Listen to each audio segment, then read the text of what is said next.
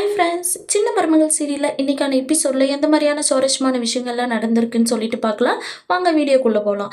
தமிழ் செல்வி ஈஸ்வரி கிட்ட பார்த்தீங்கன்னா, என்ன பார்க்குறீங்க, உங்களோட வயசுக்கும் உங்களோட மரியாதைக்கும் மரியாதை கொடுத்து நீங்கள் கொட்ட கொட்ட பொறுமையாக போனோன்னே அந்த தமிழ் செல்வி இல்லை நான். இப்போ நானாக சுயமாக படித்து டாக்டருக்கு முன்னேறி என்னோட குழந்தைங்களே நானாக என்னோட படிப்பில் வளர்த்து பெரியாள் ஆகணும் அப்படின்னு சொல்லிட்டு நினச்சின்னு இருக்கிற தமிழ் செல்வி நான். சும்மா என்னை சீண்டிட்டு இருந்தீங்கன்னா நடக்கிறதே வேற. உங்ககிட்ட விட்ட சவாலில் பார்த்தீங்கன்னா நான் தான் இப்போ ஜெயிச்சிருக்கேன். நீங்கள் பேசின பேச்சுக்காக தான் நான் சென்னைக்கு போயிட்டு என்னோட மீனாட்சி என்னை தூக்கிட்டு வந்திருக்கேன் அப்படின்னு சொல்லிட்டு தமிழ்ச்செல்வி பார்த்தீங்கன்னா ரொம்ப கோவப்படுறாங்க. இது என் குழந்தை, இதுக்கு மேலே என்னோட குழந்தைய என்கிட்டேருந்து யாராலையும் பிரிக்க முடியாது. அப்படி பிரிக்கணும்னு நினச்சா வேற மாதிரி இருக்கும் அப்படின்னு சொல்லிட்டு பார்த்தீங்கன்னா தமிழ்ச்செல்வி சொல்லிட்டு கிளம்புறாங்க. இந்த பக்கம் பார்த்தீங்கன்னா சாவித்திரியும் தாமரையும் பார்த்தீங்கன்னா, என்னத்த இப்படி மூக்க உடச்சிக்கினீங்களே, நாங்களும் உங்களை எப்படி அசிங்கப்படுத்துறது அப்படின்னு சொல்லிட்டு நாங்களும் நிறைய பிளான் பண்ணியிருக்கோம். ஆனால் தமிழ்ச்செல்வி பண்ண மாதிரி அசிங்கம் வேற இதுலேயே நீங்கள் பட முடியாத அத்தை அப்படின்னு சொல்லிட்டு தாமரை சொல்கிறாங்க.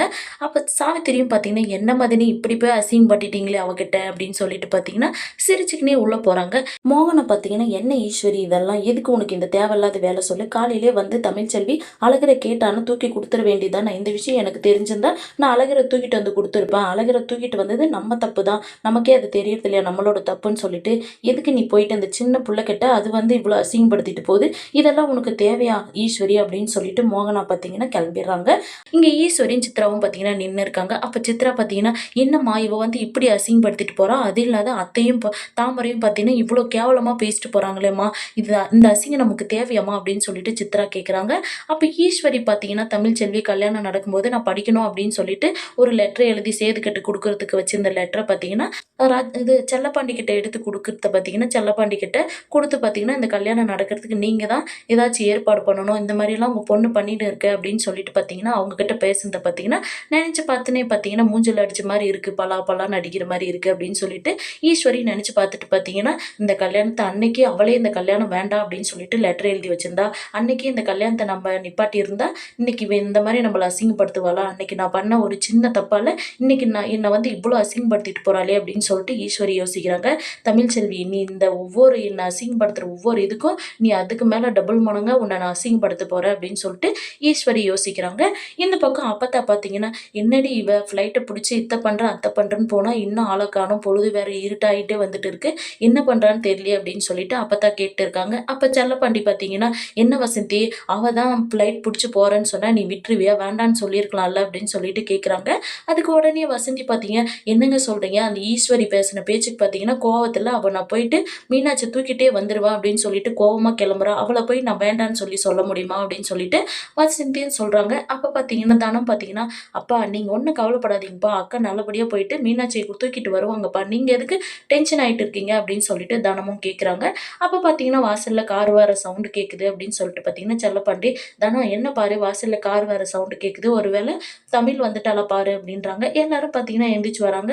தமிழ் செல்வியும் பார்த்தீங்கன்னா வந்து இறங்குறாங்க. வந்த உடனே பார்த்தீங்கன்னா வீட்டுக்குள்ளே வந்துட்டு பார்த்தீங்கன்னா தனம் பார்த்தீங்கன்னா, அக்கா நேராக போயிட்டு குழந்தைய தூக்கிட்டு வந்துட்டியாக்கா அப்படின்னு சொல்லிட்டு கேட்குறாங்க. செல்லப்பாண்டியும் பார்த்தீங்கன்னா, என்னத்தா ஏரோப்ளேனில் போயிட்டா நீ மீனாட்சி தூக்கிட்டு வந்த அப்படின்னு சொல்லி கேட்குறாங்க.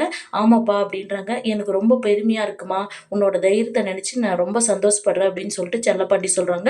அப்போல்லாம் நாங்கள் சின்ன பிள்ளையா இருக்கும்போது பார்த்தீங்கன்னா ஏரோப்ளேன் போகும்போது அது மேலே பறந்து போகிறத பற்றி நாங்கள் ரொம்ப பயப்படுவோம். இப்போ நீ அதிலே போயிட்டு வந்திருக்கன்னும் போது எங்களுக்கு ரொம்ப சந்தோஷமாக இருக்குது அப்படின்னு சொல்லிட்டு செல்லப்பாண்டி சொல்கிறாங்க. பேசிட்டே இருக்கும்போது தனம் பார்த்தீங்கன்னா, அக்கா நேராக மீனாட்சி தூக்கிக்கிட்டு நேராக நம்ம வீட்டுக்கு தான் வரியாக்கா அப்படின்னு சொல்லிட்டு சொல்கிறாங்க. இல்லை நான் அவங்க வீட்டுக்கு தான் போயிட்டு வந்தேன் அப்படின்னு சொல்லிட்டு தமிழ்ச்செல்வி சொல்கிறாங்க. அதுக்கு உடனே வசந்தி பார்த்தீங்கன்னா, என்னடி பெரிய வீட்டுக்கு போயிங்க அப்படின்றாங்க. ஆமாம்மா, அவங்க முன்னாடி போயிட்டு பார்த்தீங்கன்னா நான் குழந்தைய தூக்கிட்டு வந்துட்டேன், நான் விட்டு சவாலில் ஜெயிச்சிட்டேன் அப்படின்னு சொல்லிட்டு தான் நான் வந்தேன் ஈஸ்வரிக்கிட்டேயும் சித்ராக்கிட்டேயோ அப்படின்னு சொல்லிட்டு சொல்கிறாங்க.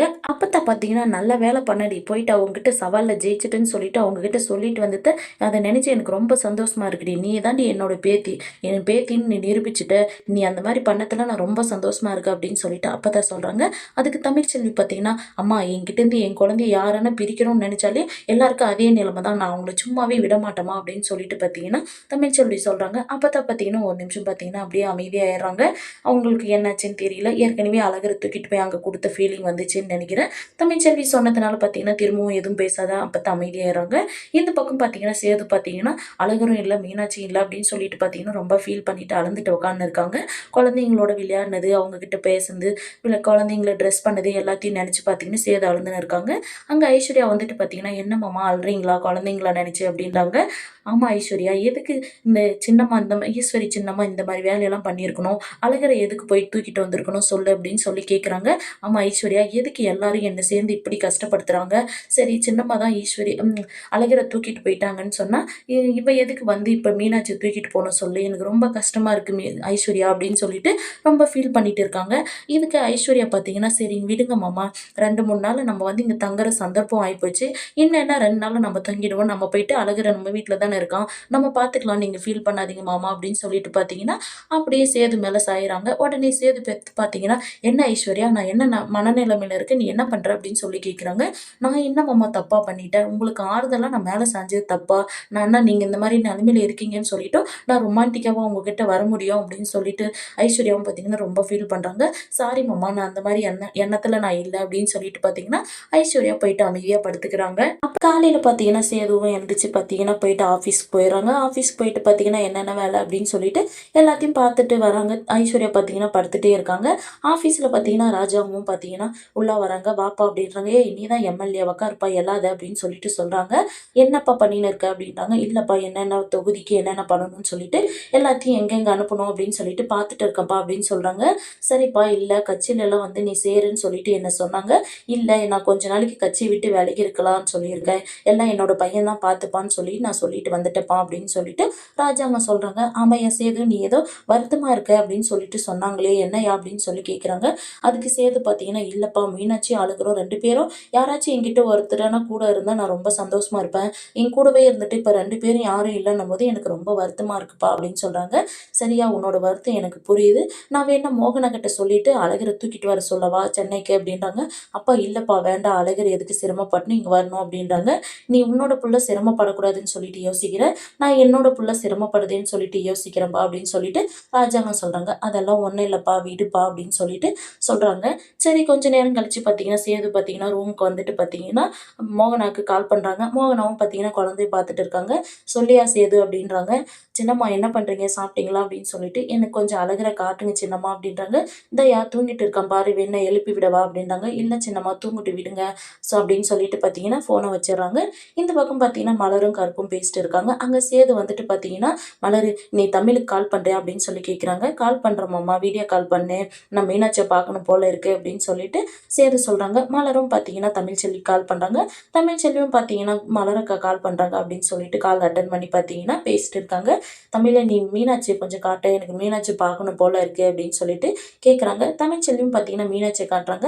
மலரும் பார்த்தீங்கன்னா, "ஏய் மீனாட்சி இங்க பாரு, அம்மாவ பாரு, மலர் அம்மாவ பாரு" அப்படின்னு சொல்லிட்டு பேசிட்டு இருக்காங்க. சேது பார்த்தீங்கன்னா, பக்கம் பார்த்துக்கினே ரொம்ப ஃபீலிங்கா இருக்காங்க. இத பார்த்து மலரும் பார்த்தீங்கன்னா, என்ன சொல்றதுன்னு தெரியாம பார்த்தீங்கன்னா, மீனாட்சிய காட்டுறாங்க. இந்த மாரி தான் முடிச்சிருக்காங்க. அடுத்து எந்த மாரியான சுவாரஸ்யமான விஷயங்கள்லாம் நடக்குதுன்றத நம்ம அடுத்த வர எபிசோட்ல பார்க்கலாம். வெயிட் பண்ணுங்க.